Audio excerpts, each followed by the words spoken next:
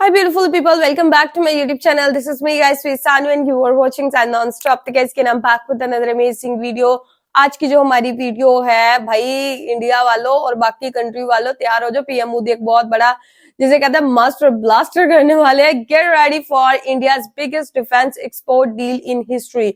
मतलब wow, this is why PM Modi invited Indonesia. तो सारी चीजें, सारी बातें वीडियो के अंदर जाके पता चलने वाली है। लाइक करना है, सब्सक्राइब करना है, दोस्तों के साथ इस वीडियो को शेयर करना है और जिसका था इंतजार वही हुआ। Let's jump into the video.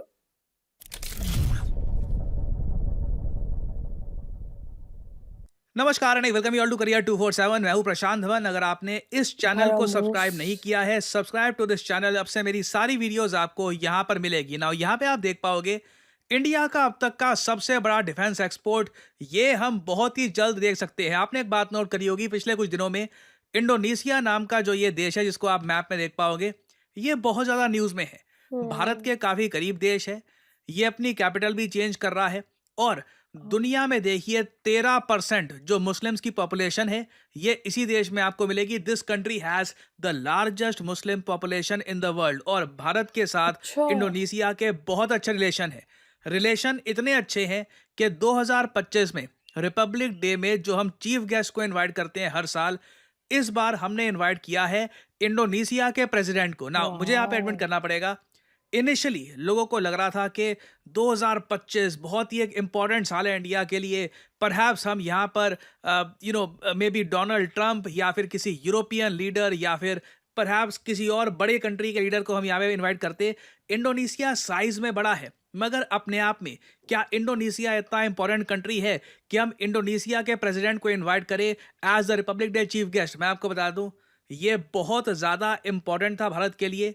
और इंडोनेशिया के पर्सपेक्टिव से भी आप अगर नोट करना, उन्होंने प्रॉपर ध्यान रखा है इंडिया की सेंसिटिविटीज़ का। पिछले कुछ दिनों में इंडोनेशिया न्यूज़ में इसलिए था क्योंकि बताया जा रहा था, इनिशियली इंडोनेशिया के प्रेसिडेंट का प्लान ये था कि पहले ये जाएंगे भारत में to become the republic day chief guest, और भारत के बाद ये सीधा विजिट कर देंगे पाकिस्तान को। इंडिया ने कैटेगोरिकली इंडोनेशिया को ये कह दिया कि देखिए, हम लोग इंडिया और पाकिस्तान को डीहाइफनेट करके चलते हैं। मतलब कि हम वर्ल्ड लीडर्स को डिस्करेज करते हैं कि दोनों कंट्रीज को एज सिमिलर स्टेटस का आप देखें कि पहले इंडिया को विजिट किया, जहां पाकिस्तान को भी विजिट कर दिया। India is all together a different country, a humongous economy. तो आप इस तरीके का मैसेज में सेंड करिए कि हाँ, इंडिया को विजिट कर लिया, फिर पाकिस्तान को भी विजिट किया जा रहा है। तो इंडोनेशिया ने भारत की इस सेंसिटिविटी को समझा है और इंडोनेशिया ने अब अनाउंस किया है कि इंडिया को विजिट करने के बाद इनके प्रेसिडेंट ये सीधा जाएंगे मलेशिया में। ये अपने आप में मैं कहूँगा बहुत बड़ी डेवलपमेंट है। और साथ ही साथ एक न्यूज़ ये भी आई है कि इंडोनेशिया हो सकता है भारत को, एक्चुअली हो सकता नहीं है, मैं कहूँगा काफ़ी हद तक मामला डन ही हो गया है। इसकी बस जो ऑफिशियल अनाउंसमेंट है ये होनी बाकी है। इंडोनेशिया भारत को देगा अब तक का हमारा सबसे बड़ा export order, defence export order. और यहाँ पे हम बात कर रहे हैं $450 मिलियन रुपया ट्रांजैक्शन डील की फॉर ब्रह्मोस मिसाइल।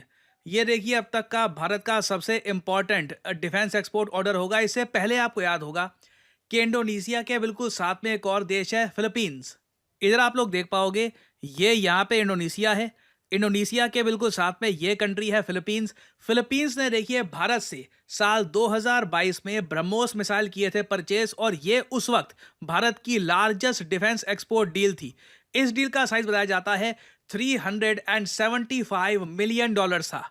तो इससे कई गुना बड़ी डील, $450 मिलियन की एक डील बहुत ही जल्द हम इंडोनेशिया के साथ साइन करेंगे। बताया जा रहा है जब इंडोनेशिया के प्रेसिडेंट भारत में आएंगे, उसी वक्त ये डील इंडोनेशिया के प्रेसिडेंट प्रावोवो और भारत के पीएम नरेंद्र मोदी के बीच में साइन कर ली जाएगी। और इंडिया ने एज ए चीफ गेस्ट इनको इनवाइट भी इसलिए किया है क्योंकि इंडोनेशिया आने वाले समय में भारत के लिए एक बहुत ही इंपॉर्टेंट डिफेंस पार्टनर बनने वाला है। क्योंकि यहाँ पे आपको समझना होगा, देखो, अगर भारत को अपने डिफेंस एक्सपोर्ट का टारगेट रीच करना है, और वो टारगेट आप सबको पता होगा 50 करोड़ के डिफेंस एक्सपोर्ट्स हमको करने हैं 2029 तक। तो अगर ये नंबर हमको हिट करना है ना, उसके लिए बहुत इंपॉर्टेंट है कि हम आसियान देश, देखिए यहाँ पर इतने सारे देश हैं, 10 देश हैं आसियान के। इनमें वियतनाम आता है, मलेशिया, सिंगापुर, इंडोनेशिया, फिलीपींस है, थाईलैंड है, लाओस है, वेरियस कंट्रीज हैं, इवन म्यांमार है। हालांकि म्यांमार को डिफेंस एक्सपोर्ट्स तो हम नहीं कर पाएंगे फॉर द टाइम बीइंग, मगर इतने सारे देश यहाँ पे है, इतनी सारी अपॉर्चुनिटी है कि हम यहाँ पे इन कंट्रीज को मिसाइल्स एक्सपोर्ट कर सकते हैं। और आप एक बात नोट करना, इंडिया जब भी ये करता है ना, चाइना की तरफ से कुछ खास बड़ा रिएक्शन आता नहीं है। रीजन क्या है, हम यहाँ पे एक्सपोर्ट कर रहे हैं ब्रह्मोस, जहां पर रशिया का भी स्टेक है। तो जब ये डील होगी, इसका बेनिफिट रशिया को भी मिलेगा, क्योंकि ब्रह्मोस की जो कंपनी है, ब्रह्मोस एरोस्पेस लिमिटेड, उसमें 49% स्टेक है रशिया का, 51% स्टेक है इंडिया का। तो जो ये सारा पैसा है, वैसे चाहे फिलीपींस की डील हो, इंडोनेशिया की डील हो, सारा पैसा हमको नहीं मिलेगा, यहाँ पे रशिया की भी कमाई होती है। इसलिए आपने एक बात नोट करी होगी, जब फिलीपींस कुछ परचेज करता है या फिर परचेज करने की कोशिश करता है फ्रॉम यूएसए, चाइना बहुत ज्यादा कड़ी प्रतिक्रिया देता है। फॉर एग्जांपल, रिसेंटली एक बहुत ही बड़ी कंट्रोवर्सी स्टार्ट हो गई थी जब फिलीपींस ने यह डिसाइड किया कि ये लोग US made typhoon missile system purchase करेंगे। चाइना ने कहा कि ये बहुत गलत काम किया जा रहा है, फिलीपींस एक आर्म्स रेस स्टार्ट कर देगा। बहुत ज़्यादा कड़ी प्रतिक्रिया दी चाइना ने। मगर जब इंडिया ने ब्रह्मोस बेचा फिलीपींस को, चाइना लार्जली क्वाइट रहा था। इंडोनेशिया के केस में भी मैं आपको बता दूं, चाइना काफ़ी हद तक क्वाइट रहेगा और ये इंडिया के पास एक ह्यूमंगस एडवांटेज है। नहीं तो आपको अगर हथियार बेचने हैं, आपके पास मार्केट लिमिटेड है, किसको बेचोगे आप? पाकिस्तान को नहीं, चाइना को नहीं। अफ्रीका में कई देश हैं जो आपके हथियार परचेज कर सकते हैं, मगर उनकी ये अभी प्रायोरिटी नहीं है। मिडल ईस्ट में तो देखिए आपके पास अपॉर्चुनिटी बहुत सारी है, मगर यहाँ पे ना किसी भी देश को आप कुछ एक्सपोर्ट करते हो हथियार, इमीडिएटली दूसरे उस कंट्री से आपकी एनिमिटी स्टार्ट हो जाती है। एग्जाम्पल के लिए आप लोग जानते ही हैं, हमने आर्मेनिया को जब कुछ एक्सपोर्ट किया, हथियार एक्सपोर्ट किए, इमीडिएटली अजरबैजान के प्रेसिडेंट ने इंडिया को टारगेट करना स्टार्ट कर दिया कि इंडिया बहुत ज्यादा गलत काम कर रहा है। फिर अगर हम यूरोप में देखें, यहाँ के देश कोई big ticket Indian item purchase करेंगे नहीं। फिर यहाँ पे तो भूल ही जाइए, यह पूरा आप कह लीजिए यूएस डोमिनेटेड एरिया है। एक्चुअली पूरी दुनिया ही काफी हद तक यूएस डोमिनेटेड है in terms of weapons export. तो हमारे पास एक बहुत अच्छी अपॉर्चुनिटी है कि हमारे जो बिल्कुल नेबरिंग कंट्रीज हैं यहाँ पे 10 आसियान देश, इनको हम लगातार हमारे वेपन्स एक्सपोर्ट करें। और इससे देखिए भारत को ना एक शांति यहाँ पर ये भी मिलेगी कि हमारे हथियारों का दुरुपयोग नहीं हो रहा। ये 10 के 10 देश एक गुट में काम करते हैं, आसियान नाम का एक ग्रुप है, और आपस में ये देश वॉर नहीं करते। ये कंट्रीज मिसाइल्स एक्वायर कर रहे हैं प्राइमरली चाइना से खुद को बचाने के लिए, कि कभी मान लीजिए चाइना ने कुछ बहुत ज़्यादा अग्रेशन कर लिया तो इन कंट्रीज के पास कुछ तो होगा through which they can defend themselves. और एक पॉसिबिलिटी ये भी है कि इंडिया और इंडोनेशिया ये दोनों मिलकर इंडोनेशिया का जो सबांग पोर्ट है वहां पर भी डेवलपमेंट की बात करें। देखिए सबांग पोर्ट इंडोनेशिया का, यहाँ पे आप देख पाओगे, यहाँ पे आपको दिख जाएगा बिल्कुल जो इंडोनेशिया का नॉर्दर्न पार्ट है, यहाँ पे है सबांग पोर्ट।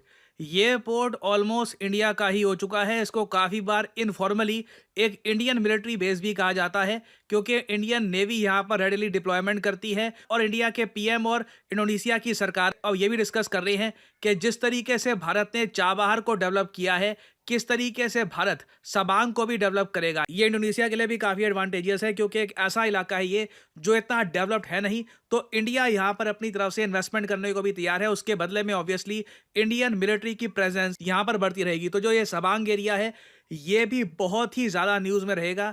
इंडिया 26 जनवरी को सेलिब्रेट करेगा रिपब्लिक डे, और उस वक्त आप देखोगे बड़ी न्यूज़ सामने आएगी, बड़ी डेवलपमेंट्स होंगी बिटवीन इंडिया एंड इंडोनेशिया। उस वक्त मैं आपके लिए अपडेटेड वीडियोस लाता रहूँगा। और फाइनली आप लोगों के लिए एक बहुत ही इंपॉर्टेंट, अच्छा गाइज, वीडियो तो मैंने सारी देख ली, लेकिन मैं ना एक चीज माइंड के अंदर सोच रही थी कि यार इंडिया के पास कितनी पावर है कि इंडोनेशिया के जो है वो प्रेसिडेंट वो आना चाह रहे थे, उनका दौरा था पाकिस्तान का, बट उनके इंडिया के एक इशारे पे जो है वो दौरा कैंसिल हो गया और वो अब नहीं आ रहे, वो मलेशिया चले जाएंगे।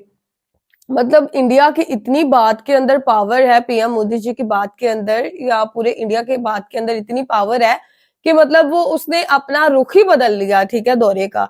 तो आगे पता नहीं क्या क्या होगा। बहुत सारी कंट्रीज के जो है वो इंडिया के साथ है और उसके कहने के ऊपर जो है वो चलती है, जस्ट बिकॉज ऑफ कि उनके पास पावर है और उन्होंने अपना नाम इस तरीके से बनाया है कि हर बंदा उनकी बात सुनता है।